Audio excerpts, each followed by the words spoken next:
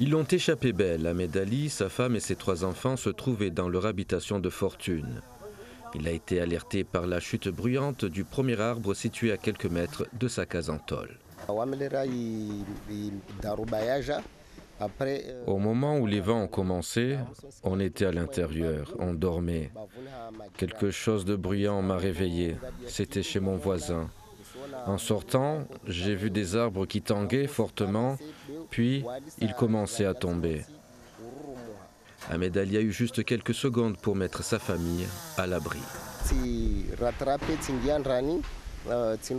À ce moment-là, j'ai compris que le danger était imminent. J'ai couru pour récupérer mes enfants.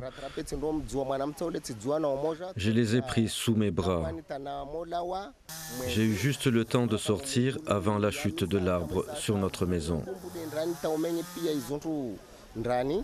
Dans ces hauteurs de la vigie, les rafales de vent soufflaient à plus de 75 km/h au moment où les arbres ont chuté. Privés de leur habitation de fortune, la famille Ahmed Ali et ses voisins se demandaient ce matin s'ils allaient rebâtir ou partir ailleurs.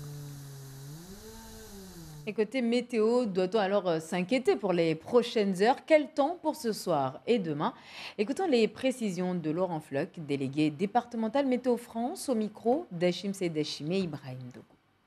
Nous avons dans la région, comme ça ne vous a pas échappé, la présence d'un cyclone tropical intense. Donc, il a été nommé dans la nuit de dimanche à lundi, vers 4 heures du matin, parce qu'il a dépassé les limites pour devenir un cyclone. Et donc ce cyclone s'appelle Idai.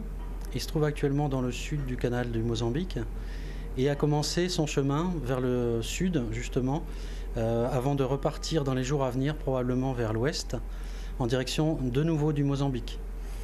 Donc c'est un cyclone dont les vents actuellement dépassent les 80 nœuds, ce qui correspond à 150 km/h, et qui va encore s'intensifier dans les jours à venir, avec un pic dans la nuit de demain à après-demain.